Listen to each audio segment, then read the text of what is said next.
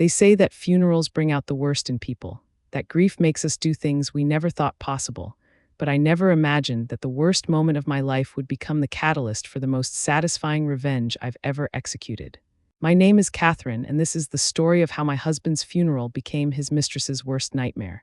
It was October 15th, 2024, the day I buried my husband of 22 years, the father of my 2 children, the man I thought I knew better than anyone in the world.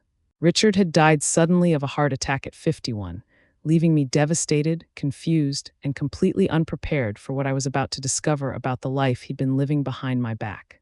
The morning of the funeral, I woke up in our empty house, the house we'd bought together when Emma was born, the house where we'd celebrated birthdays and anniversaries, the house that now felt like a mausoleum of memories I wasn't sure I could trust anymore.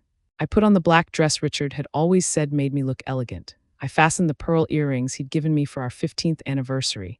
I looked in the mirror and saw a woman I barely recognized, hollow-eyed, pale, aged 10 years in the week since his death. My daughter Emma, 20, drove up from college the night before. My son Michael, 18, had been staying with his grandmother since Richard's death because he couldn't bear to be in the house. They were both struggling, but they were also my anchors, the only thing keeping me functional enough to get through each day. "Mom," Emma said as we got ready that morning, "are you sure you're okay to do this?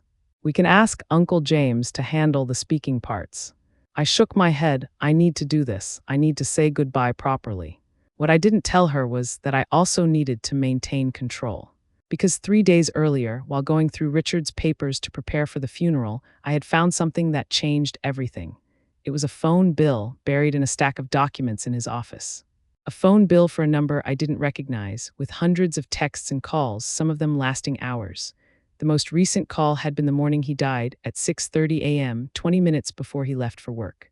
I called the number. A woman answered, young voice, confident, slightly annoyed. "Rick, why are you calling from a different number?" Rick? Nobody called my husband Rick except his college friends, and I knew all of them. "This isn't Rick," I said carefully. "This is Catherine, Richard's wife."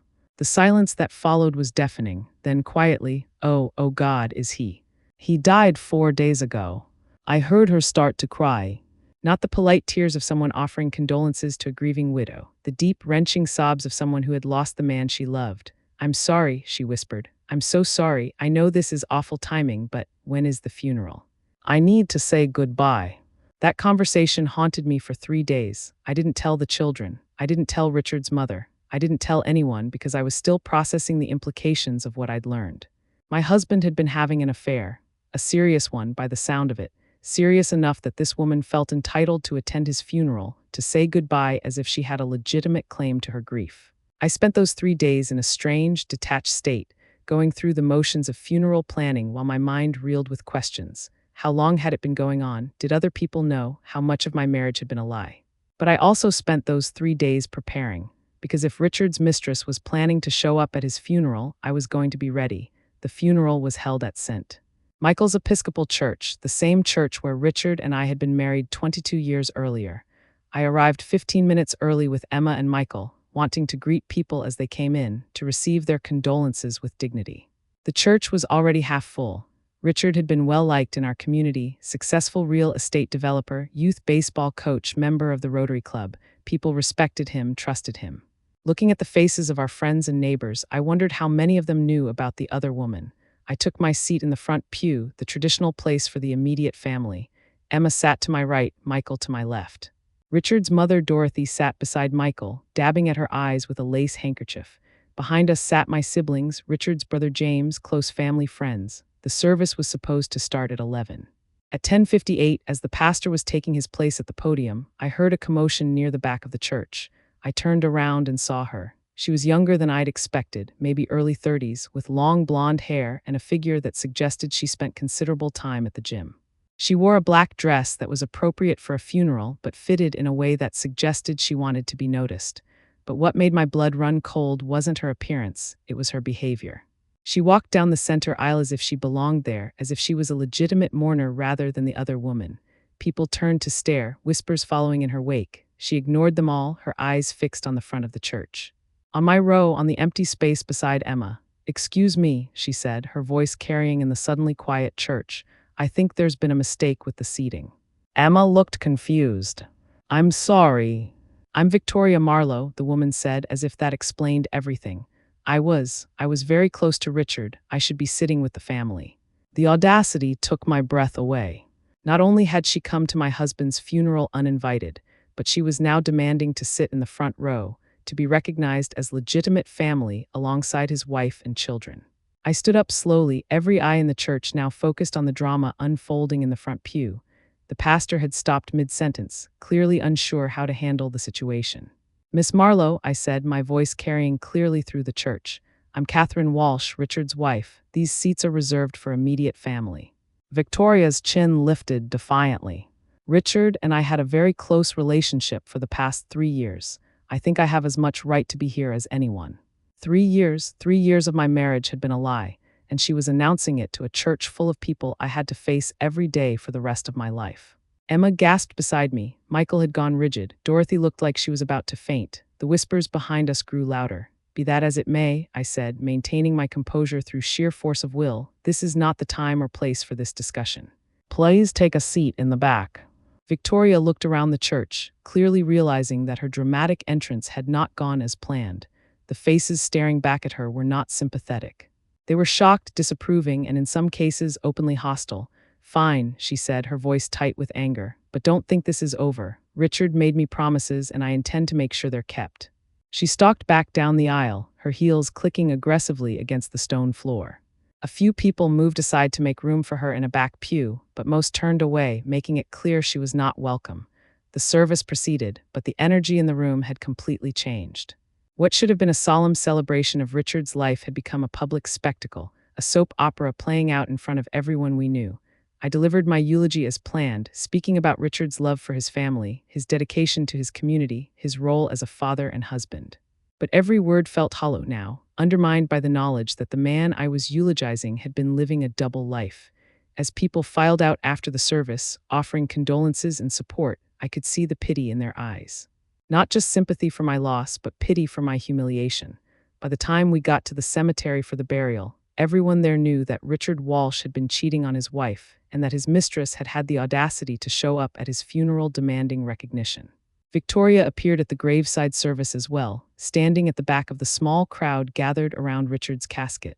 She didn't try to approach the family again, but her presence was a constant reminder of the humiliation I'd endured earlier.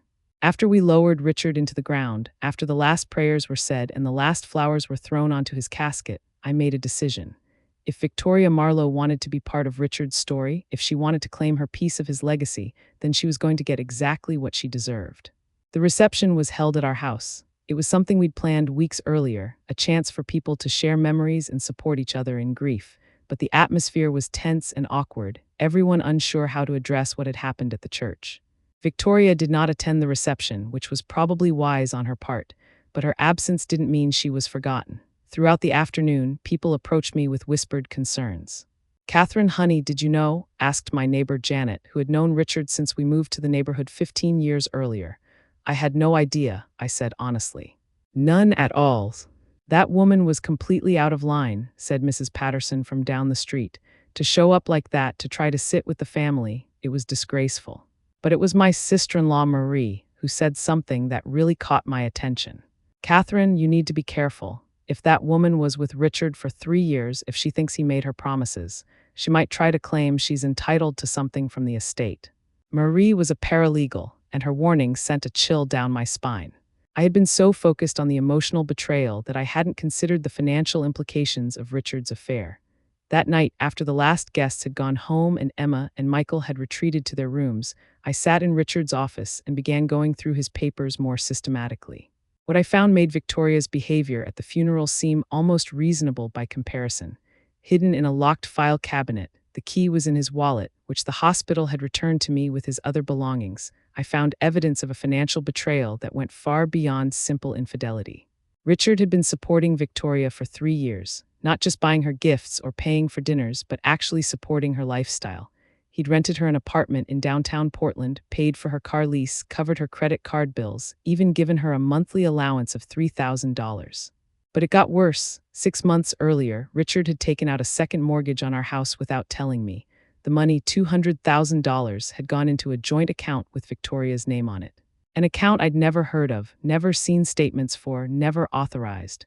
3 weeks before his death, Richard had purchased a life insurance policy with Victoria listed as the sole beneficiary. The premium had been automatically debited from our joint checking account, but the statements had been sent to a P.O. box I didn't know existed. And there was more. Credit cards I'd never seen, loans I'd never authorized, investments I'd never agreed to. Richard had been systematically draining our marital assets to fund his relationship with Victoria, and he'd been doing it in ways that suggested he was planning to leave me eventually. The most damning document was a draft of a will, never signed but clearly prepared by an attorney, that left the majority of Richard's assets to Victoria. It was dated just 2 months before his death. I sat in that office until 3 a.m, surrounded by evidence of the most comprehensive betrayal I could imagine. Richard hadn't just been cheating on me, he'd been systematically stealing from me, planning to leave me financially devastated while he started a new life with a woman young enough to be his daughter. But Richard was dead now, which meant his plans would never come to fruition. What he'd left behind was a legal mess that was about to become Victoria's worst nightmare. The next morning, I called the best attorney I could find. "Mrs. Walsh," said Jonathan Hartwell, Esquire, after I'd explained the situation and shown him the documents I'd found. "What your husband did was financial fraud on a massive scale. The good news is that since these transactions were done without your knowledge or consent during your marriage, we can likely recover most, if not all, of the money." "What about Victoria? What about the things he promised her?" Jonathan smiled grimly. "Miss Marlowe is about to learn a very expensive lesson about the difference between promises and legal contracts. Your husband had no right to give away marital property without your consent. Every dollar he spent on her can be reclaimed. Even the life insurance policy. Especially that. Buying a life insurance policy for the benefit of a mistress using marital funds is one of the most clear-cut cases of fraud I've seen. She'll have to give back every penny." But Jonathan wasn't done. "Mrs. Walsh, there's something else you should know. Based on these documents, it appears your husband was planning to divorce you and was hiding assets in preparation. That's not just morally reprehensible, it's illegal. We can file criminal charges if we choose to." I thought about that for a moment. "What would you recommend?" "I'd recommend we go after both the civil recovery and the criminal charges. Make an example of this case. Send a message that this kind of behavior has consequences." Over the next 2 weeks, while I was still supposed to be grieving, I was actually preparing for war. Jonathan and his team worked around the clock to document Richard's financial fraud, to identify every asset that had been improperly transferred, every dollar that had been stolen from our marital estate. We also hired a private investigator to look into Victoria's background. What we found was illuminating. Victoria Marlowe, 32, was not the successful professional she pretended to be. She'd been married twice before, both marriages ending in messy divorces that left her former husbands financially devastated. She'd been arrested twice for fraud, though the charges had been dropped both times when her victims decided not to pursue prosecution. Richard wasn't her first married boyfriend either. The private investigator found evidence of at least 2 other long-term relationships with wealthy, married men. Victoria had a pattern of targeting successful men, seducing them into financial arrangements, and then extracting as much money as possible before moving on to the next victim.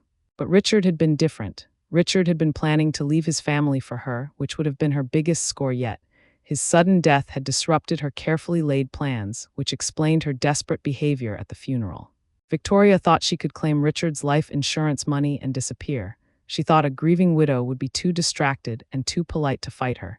She had seriously underestimated the woman she was dealing with. 3 weeks after the funeral, Jonathan delivered the first blow. He filed a lawsuit against Victoria, demanding the immediate return of all funds improperly transferred from the marital estate. The lawsuit also placed a freeze on the joint account Richard had opened with her, preventing her from accessing any of the money. Victoria's response was to hire her own attorney and issue a statement claiming that Richard had promised to leave me for her, that she was the victim in this situation, that I was using my grief to steal money that rightfully belonged to her.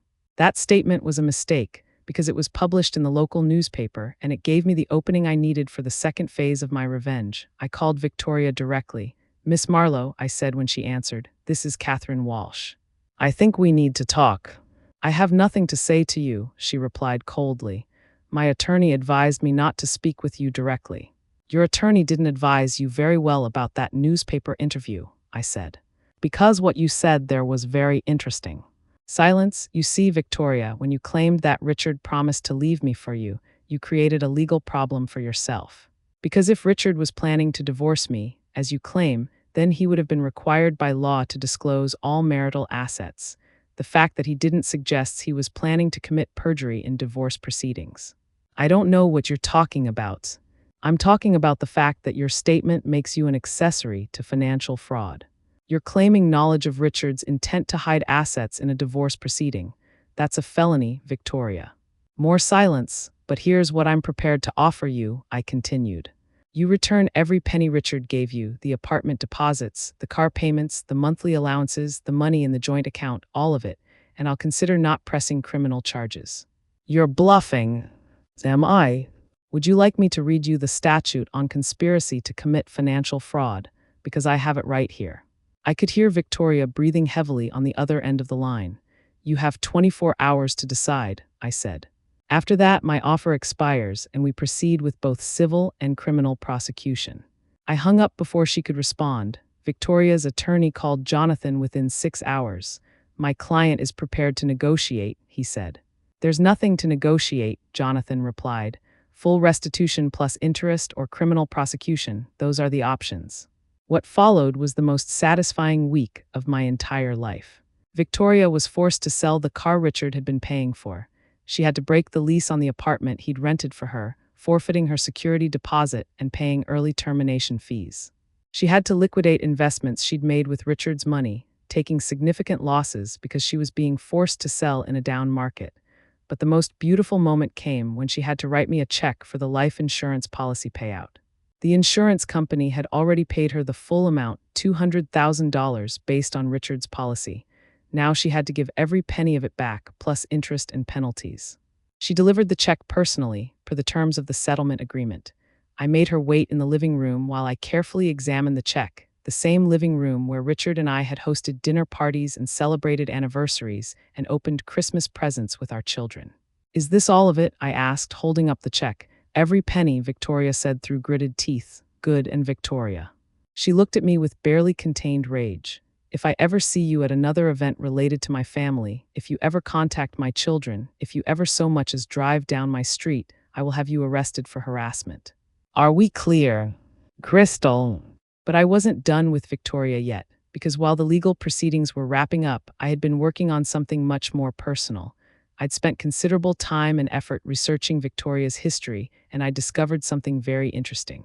Victoria's second husband, David Chen, lived in Seattle now. He'd been destroyed financially by his divorce from Victoria, but he'd rebuilt his life and remarried.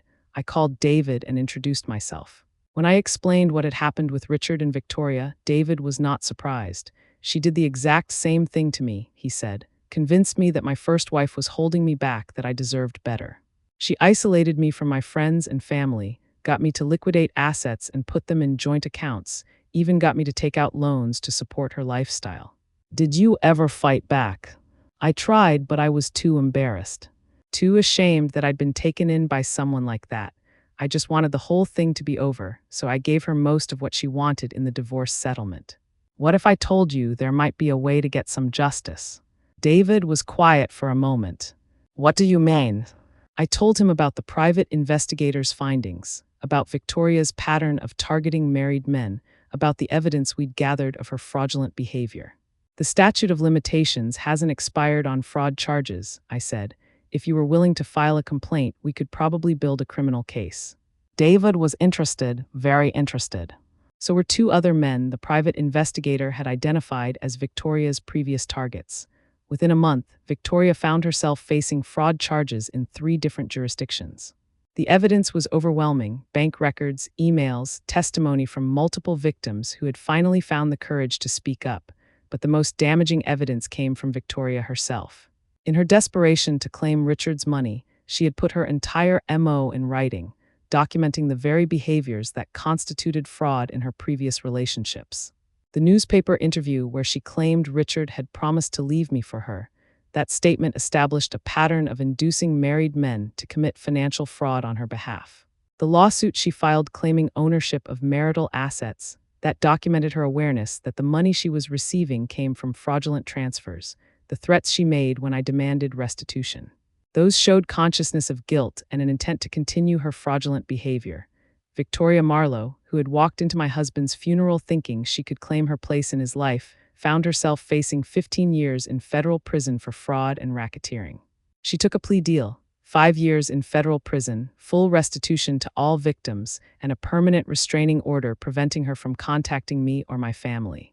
The day Victoria was sentenced, I sat in the back of the courtroom and watched as she was led away in shackles. She looked older than her 32 years, worn down by months of legal battles and public humiliation. When she turned to scan the courtroom one last time before being taken to prison, our eyes met. I smiled. 6 months later, Emma and Michael and I scattered Richard's ashes in the ocean, at a spot where we used to go whale watching when the kids were little. It felt like the right way to finally say goodbye, not with the anger and betrayal that had marked his funeral, but with memories of better times when our family was whole and our love was real. I kept Richard's wedding ring in a small box in my jewelry drawer, not out of sentiment, but as a reminder. A reminder that the person you trust most in the world can be the one who betrays you most completely. A reminder that love without honesty is just an elaborate lie. A reminder that sometimes the worst things that happen to us can become the source of our greatest strength. I never remarried. At 53, I've built a good life for myself, traveling with Emma, helping Michael through college, reconnecting with friends I'd lost touch with during my marriage. I've learned that being alone is not the same as being lonely, and that sometimes the best revenge is simply living well. But sometimes, on quiet evenings when I'm sitting in my garden with a glass of wine, I think about Victoria in her prison cell, and I allow myself a moment of pure satisfaction. She thought she could waltz into my husband's funeral and claim her place in his life. She thought a grieving widow would be too weak, too devastated, too polite to fight back. She was wrong about all of it. Victoria Marlowe learned the hard way that some women get stronger when they're cornered, fiercer when they're betrayed, more dangerous when they have nothing left to lose. She picked a fight with the wrong widow, and she paid the price. Richard thought he could steal from me, lie to me, replace me with a younger model without consequences. But dead men can't enjoy their betrayals, and the women they leave behind are sometimes capable of justice their husbands never saw coming. I don't know if Richard would be proud of the woman I became after his death, but I am. I'm proud of my strength, my determination, my refusal to be anyone's victim. I'm proud that I fought for what was mine and won. And I'm proud that Victoria Marlowe will spend the next 5 years thinking about the funeral where she thought she could take my seat. Because in the end, she learned that some seats can't be stolen. They have to be earned. And she hadn't earned anything except exactly what she got. Have you ever had to fight for what was rightfully yours? Have you ever been betrayed by someone you trusted completely, only to discover that betrayal made you stronger than you ever imagined possible? Tell me in the comments below. I read every single one, and sometimes the best revenge is simply knowing you're not alone. And if this story resonated with you, if it reminded you that justice sometimes comes in unexpected forms, please hit that subscribe button. Share this video with someone who needs to hear it. Sometimes the most powerful thing we can do is remind each other that we don't have to accept being anyone's victim. Remember, grief can make us vulnerable, but it can also make us unstoppable. When someone tries to kick you when you're down, sometimes the best response is to get back up swinging. Victoria thought my husband's death was her opportunity to claim what she thought she deserved. Instead, it became her chance to learn that karma doesn't need your permission to strike. It just needs the right widow to deliver it. Thanks for listening to my story. Don't forget to like and subscribe, and I'll see you in the next video.